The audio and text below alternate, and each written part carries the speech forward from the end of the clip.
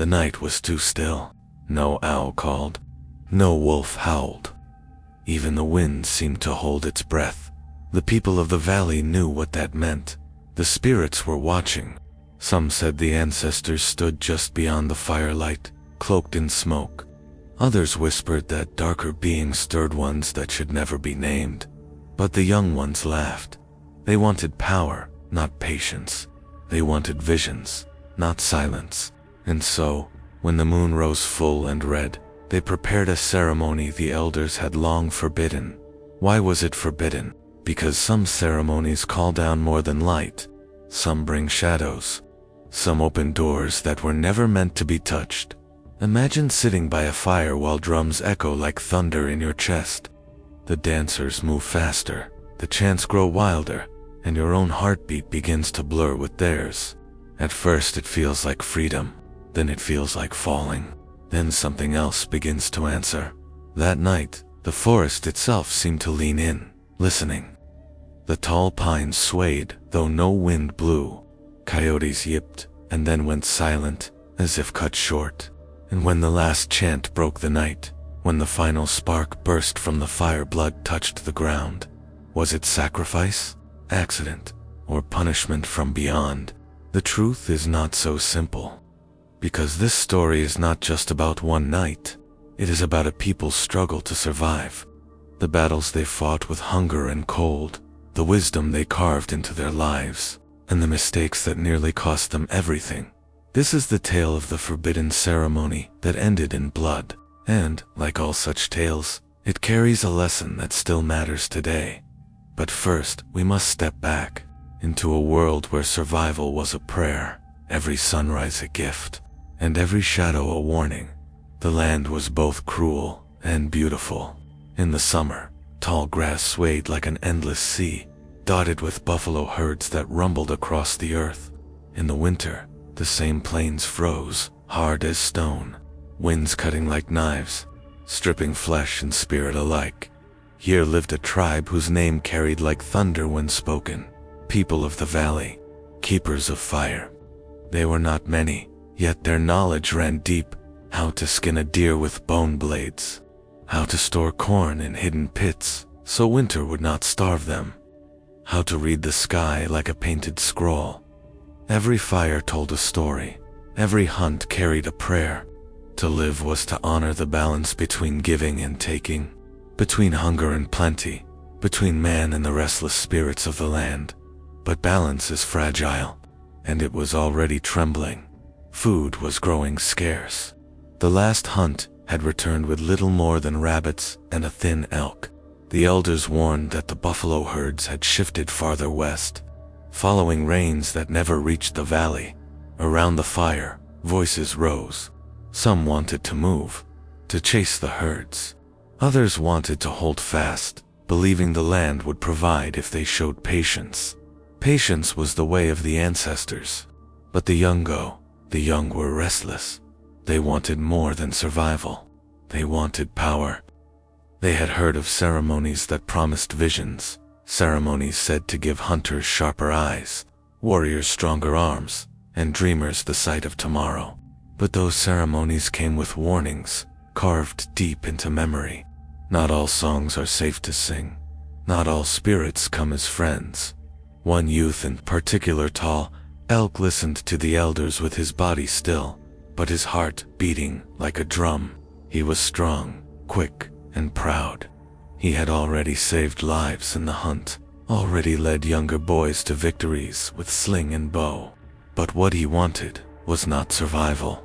What he wanted was greatness, and greatness, he believed, could only come by stepping beyond the rules. That night, while the council argued, Tall Elk whispered to his closest friends.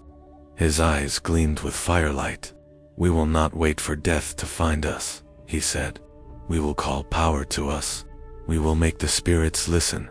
The others hesitated, but in the silence of hunger, in the bitterness of empty bellies, temptation grew teeth, and so the first seed of rebellion was planted, hidden under smoke, buried in whispers, waiting for a red moon to rise. The wind of the plains never truly slept. By day it carried dust and the scent of dry earth. By night it hissed like a serpent, slipping between tippy hides, stealing warmth from the fires within. For weeks, the people of the valley fought hunger. The hunters returned with less each day. Even the rabbits seemed to vanish, their burrows empty, their trails fading under frost. Smoke rose thin from the cooking fires, for there was little to cook. Mothers tore strips of dried hide to boil, hoping to soften it enough to fill the children's stomachs. Old men sat with their ribs sharp under their skin, yet still gave their share to the youngest. The tribe had survived winters before, but this one bit harder and deeper. Still, there were skills that kept them alive. The women stitched buffalo hides into layered robes, trapping warmth. Boys dug snow pits lined with pine branches, a trick to trap rabbits when nothing else worked. Hunters mixed crushed berries with dried meat to make pemmican food that lasted weeks without spoiling. Each day was a test of knowledge, strength, and stubbornness. But knowledge does not always silence despair. When Tall Elk watched his mother pressed her fingers to her lips, pretending she was full while her bowl sat nearly empty, anger flared inside him. Why should they suffer when there were secret ways to call for help? One evening, as the fire burned low, Tall Elk walked beyond the camp. Snow crunched under his moccasins, and the moon spilled pale light across the silent land. He lifted his face to the sky. "Ancestors," he whispered, "if your power is real, why do you not feed us? Why do you not guide us? Must we starve to prove our loyalty?" The wind answered only with silence, but in his heart, Tall Elk felt something stern, comfort, not peace, but challenge. He remembered the forbidden stories, ceremonies that could summon visions of the buffalo herds, that could bend the will of nature itself. They were dangerous, yes, but what was danger compared to starvation? When he returned to camp, his friends gathered close. Their eyes were hollow, their faces sharp from hunger. "It is time," Tall Elk said. "We cannot wait for the elders. We cannot wait for promises. We will take power for ourselves." The others shifted nervously, but no one spoke against him. Hunger has a voice louder than reason, and so, beneath the weight of frost and famine, the plan began to take shape. The forbidden ceremony would be theirs. By day, the camp stirred with quiet labor. Even in hunger, life demanded rhythm. Women sat cross-legged near the fire, mending moccasins with bone needles, or grinding the last handfuls of corn into flour. Children played at hunting with sticks, their laughter thin but stubborn, refusing to die even when bellies ached. Elders told stories to keep spirits strong. Around the fire, Old Willow Voice would lean forward, his face cracked with lines like dry bark, and speak of the first hunters. He told how they had learned to follow buffalo by reading the stars, how every animal gave itself as a gift, and how the people had survived worse winters than this. His words were medicine, though hunger gnawed deeper each day. Tradition bound them together. Each sunrise, smoke curled from the center fire, carrying prayers skyward. The people touched the earth with their palms before eating, whispering thanks even for a thin broth. Songs rose with the evening flames, voices quivering but proud. These were not just rituals, they were the thread keeping despair from tearing the tribe apart. Tall Elk listened, but his heart drifted. He respected the elders, but to him, their words sounded like promises that never came true. He looked at his younger sister, Little Fawn, her eyes wide and hollow, her bones pressing against skin. She smiled at him anyway, trying to show bravery. That smile became a weight he could no longer ignore. Among his friends, whispers grew sharper. One youth claimed he had seen a raven watching him for days, black eyes glittering with secret meaning. Another swore his dreams were filled with drums that were not of this world. Signs, they said, warnings or invitations. Still, not all the young agreed. Swiftwater, Tall Elk's cousin, shook his head. "The elders forbid it for a reason. You think you are stronger than spirits.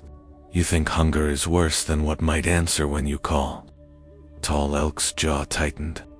What is worse than watching our families waste away? If the ancestors care, they will help us. If darker things come, then we will face them. Swiftwater looked at him with sadness. You are not calling only for yourself. You would risk us all. The argument left a silence between them. Friendship strained against fear, but hunger has a way of sharpening rebellion. And soon, daily life, the laughter of children, the weaving of stories, the songs at the fire would become the calm remembered before the storm. Because once a forbidden path is chosen, every step forward closes the way back. The people of the valley had always trusted the animals. To speak truths the sky would not. A shifting wind, a restless herd, a sudden silence, these were messages as clear as any human word. But in those weeks of hunger, the signs grew strange. One morning, hunters found a deer standing at the edge of camp. It did not flee, even as they approached. Its eyes were wide, glassy, as though it looked past them. Then, without a sound, it staggered and fell dead, ribs sharp under its hide. Some called it a gift. Others whispered it was an omen. At night, the owls ceased their cries. Wolves circled, but did not attack, their glowing eyes staring from the tree line. Ravens gathered in unusual numbers, black feathers shivering, as though waiting for something unseen. Tall Elk took these as signals, not warnings, but confirmation. The spirits are restless, he told his friends. They wait for us to call them. Do you not see? Even the animals know the time has come. But Swiftwater shook his head. No, this is not blessing. This is a shadow crossing the land. When the forest grows silent, it is not because it wishes to help us, it is because it waits for what is coming. The elders noticed, too. Old Willow Voice gathered the children and told them to stay close to camp, never wandering far. He threw tobacco into the fire at dawn and dusk, smoke rising in trembling threads toward the sky. His voice cracked as he prayed. Still, the unease grew. Little Fawn clung to her brother's side. Why do the birds watch us?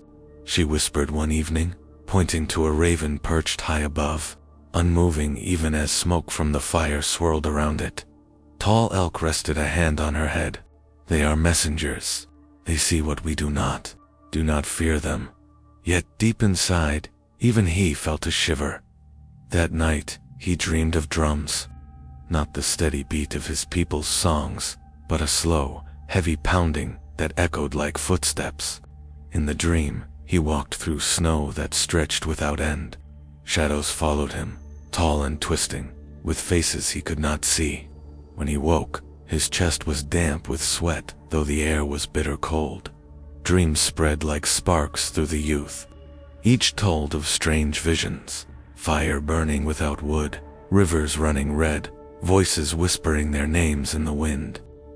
They gathered in secret, each dream fueling the decision that could no longer be turned back.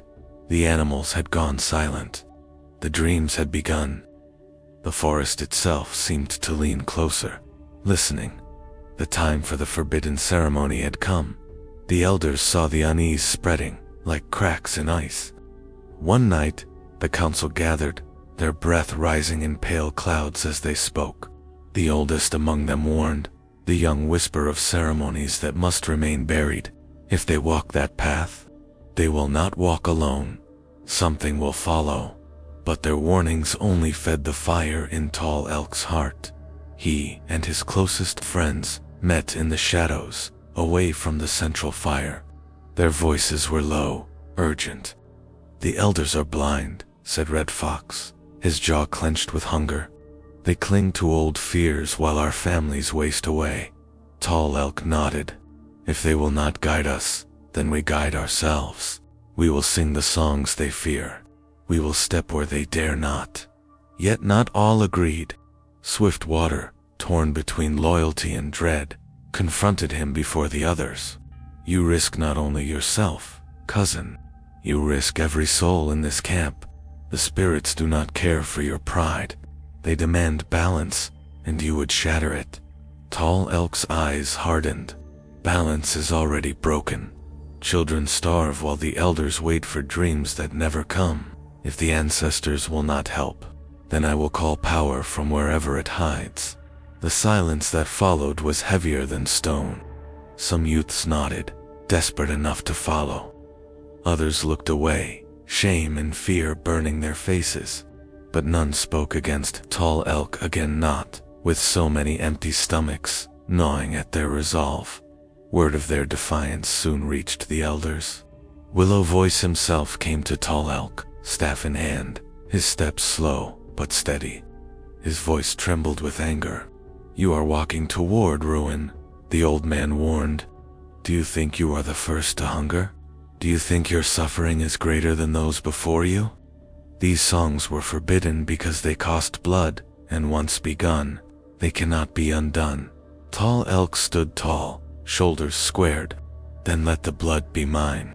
I will pay the cost, if it saves the people." The elder's eyes glistened with sorrow. "It is never only yours." The words struck deep, but pride is louder than grief. Tall Elk turned away, and the council's warning became nothing more than smoke carried off by the wind. That night, the youths gathered again. The air itself seemed to tighten, as though the forest listened. Hands trembled, not from cold, but from the weight of what they were about to do. The ceremony was no longer a whisper, it was a promise, and when promises are made to the unseen, they always demand a price. The night chosen for the ceremony came with a red moon. It rose like a wound over the horizon, staining the snow with its light. No owl called, no wolf howled. Even the air seemed to tremble. Tall Elk and his followers slipped from camp in silence. Their footsteps crunched in the snow, hearts pounding like drums. They carried no food, no weapons, only small bundles of sage, feathers, and carved bones stolen from the elders' stores. They stopped at a clearing ringed with pines. In the center lay an old fire pit, blackened stones left from a time no one spoke of. The elders had forbidden anyone to come here. That made it perfect. The circle was drawn. The fire was lit. The chants began. At first it felt familiar. The drumbeat hands slapping skin stretched tight coat through their chests. The chant rose steady, weaving through the air like smoke. They danced around the flames, their shadows stretching tall and wild against the trees. But soon, the rhythm changed. The fire shifted, burning blue at the edges. Sparks leaped upward, but instead of fading, they hung in the air like stars, spinning slowly. The ground beneath them seemed to pulse, as though something below listened, waiting. Red Fox's voice cracked as he chanted faster, eyes wide with fear. "Do you feel it? They hear us." Tall Elk lifted his arms, trembling but defiant. "Ancestors, hear us. Show us the herds. Give us strength. We offer ourselves." The wind rose without warning, swirling through the clearing, bending the flames sideways. The trees groaned, their branches shaking, though no storm touched them. Shadows stretched long and thin, reaching across the snow. Then came the visions. One youth dropped to his knees, clutching his head, screaming of rivers running red. Another laughed wildly, saying he saw buffalo covering the earth, endless as clouds. Red Fox gasped, his eyes rolling back, whispering words none could understand. Tall Elk felt fire crawl into his chest, a heat that seared yet did not burn. Images flooded, his mind herds thundering west, spirits with faces like smoke, a hand dripping with blood pressing against his own. It was power, but it was not kind. The chanting broke apart. Some stumbled, falling into the snow. Others clawed at their skin as though insects crawled beneath. The fire roared higher, turning black at its heart. Tall Elk dropped to his knees. The heat inside him became a weight, pressing, crushing. He tried to speak, but his voice cracked. In the flickering flames, he swore he saw eyes, many eyes watching from within the fire. And then silence. The flames collapsed inward. Smoke hissed and curled into the night sky. The clearing was still again, save for the ragged breaths of the Utes sprawled in the snow. But something had answered, and it was not gone. When dawn broke, the Utes returned to camp. Their faces were pale, eyes sunken, movements stiff as though each step cost them dearly. Some bore scratches on their arms where they had clawed themselves during the night. Others whispered to shadows as if they still heard voices. The elders saw them and knew. Willow's voice rose slowly, leaning on his staff. His gaze swept the group, sorrow heavy in his eyes. "You have opened a door that was meant to stay closed," he said. "Already the air tastes of it. Do you not feel how the earth trembles beneath your feet?" But Tall Elk stood straight, though exhaustion bent his shoulders. "I saw them," he declared. "Buffalo, endless buffalo. They will return. We will not starve." Some gasped with hope, clinging to his words. Others looked away, uneasy. That evening, as the fires burned low, strange things began to happen. The dogs would not eat. They growled at shadows, hackles raised, teeth bared, though nothing could be seen. Children cried in their sleep, waking with scratches on their arms, though no animal had touched them. Smoke from the fire coiled unnaturally, forming shapes that seemed almost like faces before breaking apart. Hunger deepened, but fear became sharper. The elders called a council. Some demanded the youths confess, cleanse themselves, and seek forgiveness through fasting and prayer. Others argued it was too late. The ceremony's stain could not be washed away so easily. Tall Elk sat apart, his jaw tight. He still felt the fire in his chest, still heard the echo of voices from the flames. Part of him was terrified, but another part, darker, hungrier, felt powerful. That night, his sister Little Fawn touched his arm. Her small voice wavered. "Brother, something follows you. I feel it, even in my dreams." Tall Elk froze, guilt gnawing at him. He wanted to comfort her, to promise safety. But when he looked into her eyes, he saw a reflection of his own fear staring back. The tribe began to divide. Some sided with the elders, demanding the ceremony be renounced, the spirits appeased. Others whispered that Tall Elk had done what was necessary, that visions of buffalo meant hope. Hope is a dangerous weapon when wielded by desperation. The days grew colder. Meat stores dwindled to almost nothing. The forest remained eerily silent, as though holding its breath. At night, the drums Tall Elk once heard in dreams now seemed to echo faintly on the wind. The people of the valley stood on the edge of something vast and terrible, pulled between hunger and fear, between old wisdom and new defiance. And the red moon was not finished with them yet. The night of the second red moon came faster than anyone expected. The people had grown weaker. Children's cries were thin. Old men lay curled under hides, with eyes half closed. Every day felt like a question with no answer. But the forest around them pulsed with tension, as if something unseen pressed closer with every breath. That night, the wind fell silent. Snowflakes drifted without sound. The dogs whined and crawled beneath the tipis, refusing to come out. Tall Elk felt it before anyone spoke, a burning inside, the same heat that had filled him during the ceremony. It surged now, urgent, unstoppable, as though something was demanding to be fed. The elders gathered the people, warning that the balance had been broken. "The spirits want a price," Willow Voice said, his voice trembling but firm. "Not a song, not a dance, a life. If it is not given, they will take more than one." Fear cut through the camp like a blade. Mothers clutched children. Warriors looked to the ground, unwilling to meet each other's eyes. Tall Elk stepped forward. His voice rang sharp. "I called them. If a price is demanded, I will pay it." Gasps spread through the crowd. His sister cried out, clinging to his arm. "No, brother, no." But Willow Voice shook his head slowly. "It is never the caller who bleeds. Spirits twist the cost. They strike where it wounds deepest. Even as he spoke, the fire in the center of camp hissed and flared. Sparks burst upward, forming shapes that writhed before scattering into the night. A howl split the silence, not from a wolf, but from a man. Red Fox collapsed, his body convulsing. Blood trickled from his mouth, though no wound marked him. His eyes rolled back, and he whispered in a voice not his own, "Give, or we take." The tribe erupted into panic. Some shouted prayers, others wailed in terror. Red Fox stiffened one final time before lying still, lifeless. His blood soaked the snow, dark under the firelight. Silence followed, heavy, final. Then the drums began, not from human hands, but from the air itself. A slow, relentless pounding, boom, boom, boom. Each beat rattled the bones of every listener. Tall Elk's knees buckled.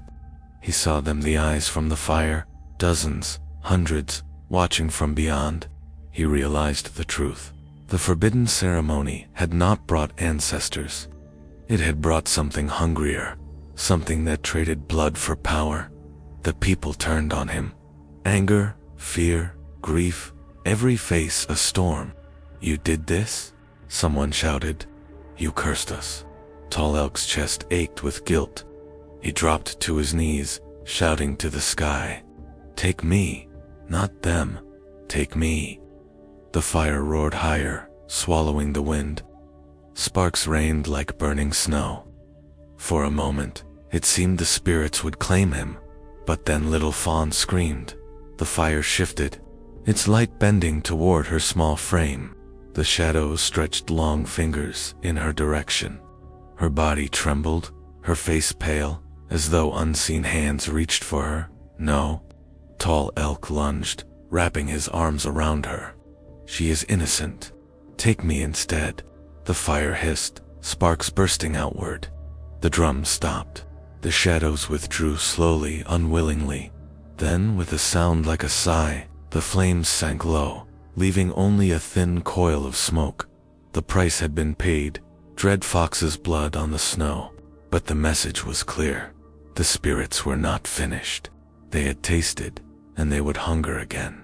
The forbidden ceremony had ended in blood, but its shadow would haunt the people for generations. The valley did not forget that night. For seasons after, the people carried its shadow like a scar. They spoke less of the forbidden ceremony, and when they did, it was only in whispers. The fire pit, where it had been held, was abandoned, left to snow and weeds, never touched again. Tall Elk walked with his head heavy. Though Red Fox had fallen, he bore the weight of blame. Some said the spirits had marked him, that his shadow stretched longer than others, that his eyes sometimes seemed to flicker with unseen flames. He lived, but he was no longer the same. The lesson became a warning passed from fire to fire. Power is never free. To reach for more. Hunger is never an excuse, and some doors, once opened, can never be closed. For the children, the elders carved the memory into story, teaching them that survival was not only about food or fire, but about balance. The spirits, like the earth itself, demanded respect. To take without asking, to call without offering. To reach beyond wisdom, these things always carried a cost. Generations later, the tale of the forbidden ceremony that ended in blood lived on, and it carries meaning even now. Because aren't we still tempted? These old stories are not just about the past. They are mirrors for us today. Every time we reach too far, take too much, or ignore the warnings of those before us, we walk the same path as Tall Elk and his people. Tell me in the comments, would you have risked the forbidden ceremony to save your tribe, or waited in hunger, trusting patience? If you felt the fire of this story, don't let it die. Like, share, and subscribe, so more voices can gather around this circle of stories.